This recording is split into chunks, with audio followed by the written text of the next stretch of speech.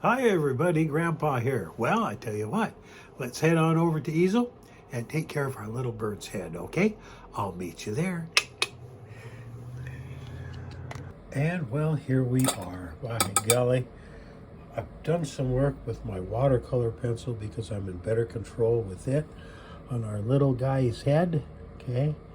So what we're going to do is we're going to activate, okay, the watercolor. You can see how well this activates into real watercolor paint. Okay, now I'm using as fine a brush as I've got, which really isn't as fine as I would like, but it's all I've got. And remember that I'm working on a 5x7 piece of paper, which doesn't allow me a whole lot of room.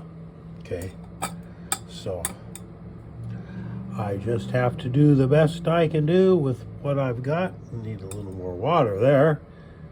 Okay, there we go. We activate that paint. Okay, and this is all just preliminary stuff here. We'll probably be doing some more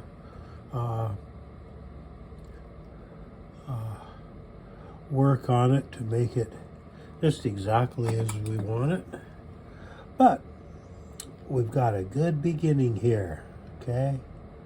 Good beginning. Oh, we got a few feathers out there too.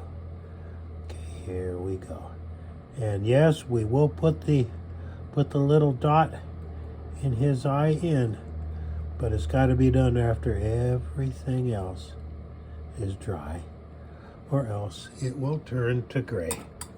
So be with me tomorrow and we'll get some more work done on our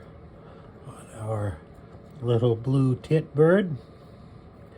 And thanks for being here today, and remember that I love you, I love you, I love you.